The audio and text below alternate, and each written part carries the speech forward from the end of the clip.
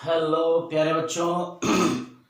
Solution chapter के lecture number 17 में हम लोग बच्चों आगे के न्यूमेरिकल्स लगाएंगे और आगे के न्यूमेरिकल्स में हम लोग क्या लगाएंगे 2.29। ठीक है, उम्मीद होगा कि आप लोग सारे न्यूमेरिकल्स बच्चों लगा रहे होंगे।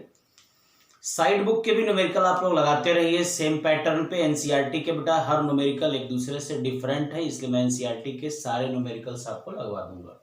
ठीक है, क्वेश्चन देखिए 2.29 क्या है। नैलोरफिन जिसका फार्मूला होता है C19H21NO3 मार्फिन जैसी होती है। मार्फिन क्या है? दर्दनाशक होती है ये। ठीक है, कोडीन, मार्फिन, हेरोइन ये सब दर्दनाशक यानी पीड़ाहारी मेडिसिन होते हैं जो कि मानसिक चेतना को क्षीण करते हैं, बेहोश करके दर्द का निवारण करते हैं। इसका उपयोग नशे के दुष्प्रभावों के उपचार के लिए किया जाता है। सामान्यतः नैलोरफिन की 1.5 मिलीग्राम खुराक दी जाती है। उपयुक्त खुराक के लिए 1.5 × 10⁻⁻m यानी ये बच्चों इसकी मोललता दी गई है। m स्मॉल m है मतलब मोललता। जलीय विलयन की मात्रा गणना कीजिए, यही निकालना है। तो small w is equal to 1.5 milligram. 1.5 milligram को ग्राम में चेंज कर लिया। इसका अणुभार निकाल लिया, जो विलेय हमारा है नैलोरफिन, इसका अणुभार निकालेंगे 311। मोललता का फार्मूला यही होता है बच्चों। मोललता क्या है? 1.5 × 10⁻³ स्मॉल w 1000, कैपिटल W निकालना है क्योंकि हमें जलीय विलयन की मात्रा चाहिए। विलयन की मात्रा तभी होगी जब विलायक की मात्रा पता होगी। विलेय की मात्रा पता है, विलायक की मात्रा पता है, तो विलेय की मात्रा और विलायक की मात्रा दोनों को जोड़ देंगे तो जितना आएगा वही क्या होगा? विलयन की मात्रा। Question solve. 2.30 में क्या है बच्चों? मेथेनॉल में 250 ml 0.15 m, कैपिटल M है मतलब मोलरता। विलयन बनाने के लिए बेंजोइक एसिड फार्मूला C6H5COOH की मात्रा की गणना कीजिए। मतलब हमको स्मॉल w निकालना है, विलेय की मात्रा ज्ञात करनी है। मोलरता का फार्मूला ये होता है। मोलरता 0.15 है, स्मॉल w फाइंड करना इंटू 1000/122 इस बेंजोइक एसिड का बच्चों अणुभार है, आप निकाल करके देख सकते हो। इंटू ml में आयतन कितना है? 250 ml। सॉल्व कर दिया तो small w is equal to आया बच्चों क्या? 4.575 ग्राम। इस तरीके से आपका दो क्वेश्चन यहाँ पे सॉल्व होता है। चलिए इसका फटाफट स्क्रीनशॉट लीजिए, आप लोग नोट बनाइए। नेक्स्ट क्वेश्चन देखिए बच्चों 2.32। ये क्वेश्चन बहुत इंपॉर्टेंट है। देखने में क्वेश्चन आपको छोटा लग रहा है लेकिन देखिए कैलकुलेशन इसका कितना, इसका सोल्यूशन बड़ा है, लेकिन है बहुत इजी बच्चों। मैं आपको समझा रहा हूं, आप समझिए। ये क्वेश्चन, ये जो कंपाउंड दिया है, ठीक है, अगर हम चाहें तो इसका नाम भी लिख सकते हैं 1 2 3 4। इसका नाम है 2-क्लोरोब्यूटेनोइक एसिड। ठीक है, आप IUPAC पढ़े हो बेटा, बता सकते हो कि 10 ग्राम को यानी विलेय की मात्रा 10 ग्राम को 250 ml 250 ग्राम जल में मिलाने पर ये विलायक हो गया। उत्पन्न हिमांक में अवनमन की गणना करनी है। क्या दिया है? एसिड, ए फॉर एसिड का डिसोसिएशन कांस्टेंट है, वियोजन स्थिरांक या आयनन स्थिरांक है। इसका मतलब इसको मिलाने पर इसमें आयोनाइजेशन हो रहा है, वियोजन हो रहा है। ठीक है, KF की वैल्यू दिया हुआ है। हिमांक में अवनमन बच्चों निकालना है तो अंतिम से आपको मैं बता दूं एक चीज कि हिमांक का अवनमन निकालना है तो ये फार्मूला आप लगा सकते हो। Del TF is equal to KF into मोललता इंटू I। इस फार्मूले से आप चाहें बच्चों इसको लगा सकते हैं। ठीक है, यहां पर बच्चों Ka की वैल्यू नहीं दी गई है, सॉरी, Ka की वैल्यू यहां पे दी गई है और हमको अल्फा चाहिए, क्योंकि हमें बच्चों यहां पर I क्यों रखा है आपको समझ में आ रहा है? क्योंकि इसका वियोजन होगा तो या आयनन होगा या संगुणन होगा तो वहां पर I की वैल्यू जरूर होती है, क्योंकि यदि कोई अवाष्पशील विलेय पदार्थ होता है तो वहां पर ये I नहीं होता। Del TF is equal to KF into मोललता, लेकिन इसका चूंकि आयोनाइजेशन हो रहा है तो इस वजह से आयोनाइजेशन कांस्टेंट दिया है, तो हम समझ जाएंगे कि इसका आयोनाइजेशन जरूर हो रहा है, मतलब आई की वैल्यू हमें चाहिए, तो ये फार्मूला बनेगा। और इसका आई निकालने के लिए हमें फार्मूला लगाना होगा I is equal to 1 plus alpha. बता चुके हैं ये फार्मूला आपको, I is equal to 1 plus alpha. और अल्फा की वैल्यू कैसे निकलेगी बच्चों, इसको आप देखिए। अल्फा निकालने का तरीका क्या होगा, सबसे पहले इसका अणुभार निकाल लेंगे 122.5। ये आई बराबर 1 प्लस अल्फा तब होता है फार्मूला जब किसी भी विलेय पदार्थ में वियोजित होने की क्षमता होगी, वियोजन होगा तो I is equal to 1 plus alpha होता है। आई और अल्फा में संबंध है, ठीक है। 10 ग्राम अम्ल में मोलों की संख्या क्या होगी, 10 ग्राम बटा में इसका अणुभार इतना है, भाग दे देंगे, इतना आ जाएगा।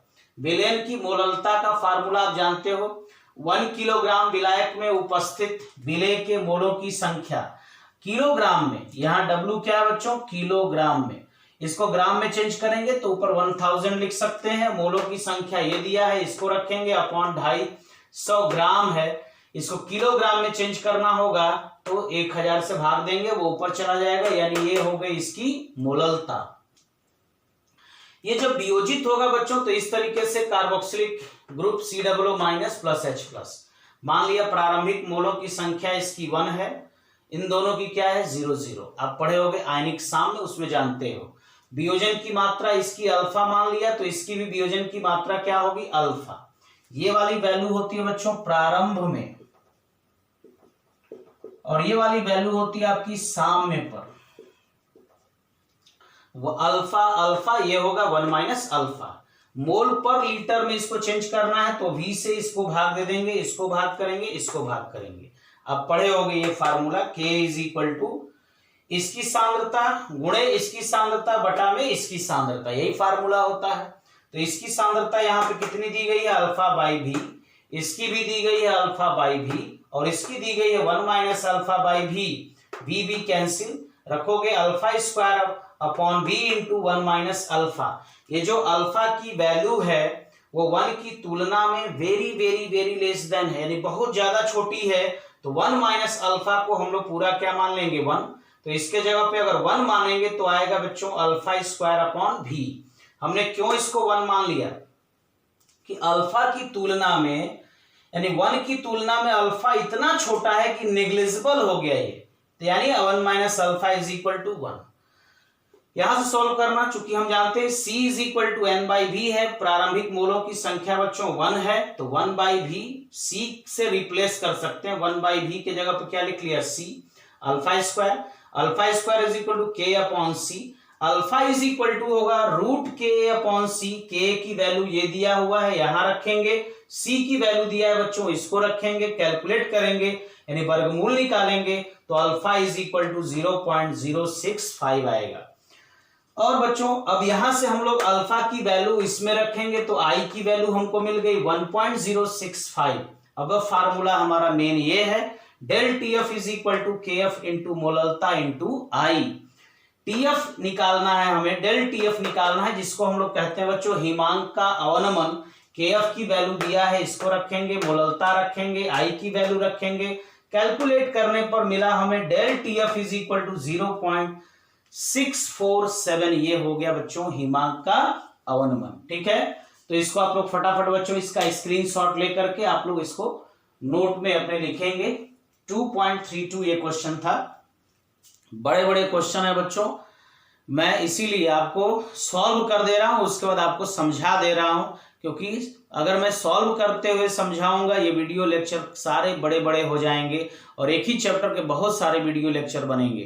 तो मैं चाहता हूं कि मिनिमम में आपका सारा काम हो जाए और आप लोग समझ करके बच्चों करेंगे। जो ना समझ में आए उसको आप लोग पूछ सकते हैं। अगला क्वेश्चन देखें बच्चों 2.33। जिस प्रकार पिछला क्वेश्चन इंपॉर्टेंट था, सेम उसी तरीके से ये वाला क्वेश्चन भी है। और इसमें बच्चों फ्लोरोएसिटिक एसिड है, उसका 1/2 गुणांक और वियोजन स्थिरांक, मतलब आई और अल्फा दोनों की गणना करनी है, ठीक है। आई और अल्फा वियोजन स्थिरांक मतलब Ka की गणना करनी है। Ka मतलब ये जो हम लोग निकाले थे C अल्फा स्क्वायर, मैंने डायरेक्ट रख दिया। इस बार उसका वियोजन का पूरा जिस तरह हम लोग निकाले थे वो चीजें मैं नहीं दिखाया, चाहूं तो मैं आपको दिखा सकता हूं। ऐसे ये आयोनाइज होगा CH2FCOO minus plus H plus, इसकी मात्रा 1 होगी, ये 0 0, ये अल्फा, ये 1 माइनस अल्फा बाई भी ऐसे लिख सकते हैं। ये हमारा प्रारंभिक वैल्यू होती है प्रारंभ में, और ये एट इक्विलिब्रियम यानी साम्य पर। ठीक है बच्चों, स्मॉल w दिया है 19.5 ग्राम, कैपिटल W दिया है 500 ग्राम। अब हमारा I कैसे निकलेगा? अणुभार से हम लोग निकाल पाएंगे। तो अणुभार दो तरह का होता है बच्चों, एक होता है कैलकुलेटेड, एक होता है एक्सपेरिमेंटल। तो एक्सपेरिमेंटल जो वैल्यू होगी वो हमें फाइंड करनी होगी, और जो कैलकुलेटेड है वो 78, इसका अणुभार निकालेंगे तो 78 आएगा, वो कैलकुलेटेड होगी। कैलकुलेटेड गणनात्मक मान 78 आएगा। ठीक है, हम लोग यहाँ निकालेंगे बच्चों तो 78 आएगा। अब ये जो हमारा प्रेक्षित मान है ये कैसे आएगा? तो हम लोग फार्मूला लगा देंगे हिमांक अवनमन का। दिया हुआ है जल के हिमांक में इतने डिग्री सेल्सियस का अवनमन, तो 1 रख दिया। 1000 इंटू KF की वैल्यू दिया है चाहे नहीं दिया है, यही रहेगा 1.86, हालांकि इसको देना चाहिए 1.86 इंटू स्मॉल w 19.5। M अणुभार निकालेंगे हम लोग 500 ग्राम, इसका कैपिटल W है यानी विलायक का भार दिया हुआ है। तो M की वैल्यू ये जो हमारा एक्सपेरिमेंटल आया 72.54 आया। अब जो कैलकुलेटेड वैल्यू है 78 और एक्सपेरिमेंटल वैल्यू है 72.54, इसको भाग देंगे। इन्हीं दोनों को डिवाइड करने पर 1/2 फैक्टर हमको मिलता है, I की वैल्यू मिलता है, और I हमारा आ गया इतना। हम जानते हैं बच्चों कि इसमें अगर वियोजित होने की क्षमता है, वियोजन होगा तो I इज इक्वल टू होगा 1 प्लस अल्फा, यानी alpha is equal to I minus 1। तो अल्फा की वैल्यू बच्चों हम लोगों ने यहां से निकाल लिया। वो हम जानते हैं कि हमको वियोजन स्थिरांक चाहिए, Ka चाहिए, तो K इज इक्वल टू होता है C अल्फा स्क्वायर। पिछले वाले सवाल में बच्चों आप लोग देख सकते हैं कैसे आया है। C यानी सांद्रता, और सांद्रता या तो मोलरता निकाल लें या मोललता निकाल लें, तो मोललता बराबर होता है, इसी को सांद्रता C कहते भी हैं। फार्मूला रखा, स्मॉल w की वैल्यू रखा, M 78 रखा, कैपिटल W 500 ग्राम, सॉल्व कर दिया 0.5 आ गया। C की जगह पे हम लोगों ने 0.5 रखा, इसको अल्फा इज इक्वल टू है 0.0753 यहां रख दिया, उसका स्क्वायर कर दिया, यानी आंसर हमारा आ गया K is equal to 2.835 into 10 to the power -3। ये हमारा सवाल कौन सा था बच्चों? 2.33। जल्दी से इसका स्क्रीनशॉट लेकर के बच्चों नोट्स बनाएं अपना। नेक्स्ट क्वेश्चन देखते हैं बच्चों। 2.34 और 2.35 दो क्वेश्चन यहाँ पे है, दोनों बहुत इजी है। देखिए आप, 293 केल्विन पर जल का वाष्पदाब दिया है 17.535 mm पारा Hg है। 25 ग्राम ग्लूकोज को 450 ग्राम जल में घोले तो 293 केल्विन पर जल के वाष्पदाब की गणना करनी है। ठीक है, तो फार्मूला हम जानते हैं बच्चों, वाष्पदाब में जो अवनमन होता है P0 minus PS upon PS is equal to small n upon capital N। Value रखोगे, कई बार इसका क्वेश्चन करा चुके हैं, small w upon small m upon capital W upon capital M, capital M ऊपर चला जाएगा, capital M upon capital W। ठीक है, ऐसे लिख सकते हो। कई बार एक चीज किया गया है, आप लोग देख लेंगे बच्चों। P0 की वैल्यू दिया है 17.535 mm, PS हमको निकालना है, स्मॉल w 25 ग्राम, कैपिटल W हमारा है 450 ग्राम जल। अणुभार है बच्चों ग्लूकोज का, आप जानते हैं C6H12O6 का अणुभार निकलेगा कितना? 180। जल का अणुभार कितना होता है? 18। सारी वैल्यू को हमने रख दिया और PS की वैल्यू यहां से फाइंड कर लिया। PS इज इक्वल टू आ रहा है 17.44 mm, यही इसका आंसर हो जाएगा। ठीक है, 2.35 में देखिए, 298 केल्विन पर बच्चों मेथेन की बेंजीन पर मोललता का हेनरी स्थिरांक यानी KH दिया है 4.27 into 10 to the power 5 mm Hg पारा। 298 केल्विन तथा 760 mm दाब पर मेथेन की बेंजीन में विलेयता ज्ञात करें। विलेयता का मतलब ही होता है बच्चों यहाँ पे मोल प्रभाज, मतलब मेथेन की बेंजीन में विलेयता यानी बेंजीन में मेथेन का कितना मोल प्रभाज, कितना मोल अंश उसमें घुला है, यही हम लोगों को फाइंड करना है। और आप जानते हैं बच्चों, हेनरी का नियम मैं बता चुका हूं, P इज इक्वल टू या P is directly proportional to विलेयता या directly proportional to mole fraction यानी मोल प्रभाज। तो अगर फार्मूला हमारा ये बनता है P is directly proportional to X यानी मोल प्रभाज के या विलेयता के समानुपाती होता है, तो P is equal to KH into X, जहां KH क्या है, हेनरी कांस्टेंट, जिसकी वैल्यू यहां पे दी गई है। और X समय यानी मोल प्रभाज या उसकी विलेयता ज्ञात करनी है। P जो हमारा वाष्प दाब है दिया हुआ है 760 mm रख दिया, और X की वैल्यू यहां से फाइंड कर लिया 760 बटा में 4.27 into 10 to the power 5 solve किया तो आंसर आ गया बच्चों 1.78 इंटू 10 टू दी पावर -3।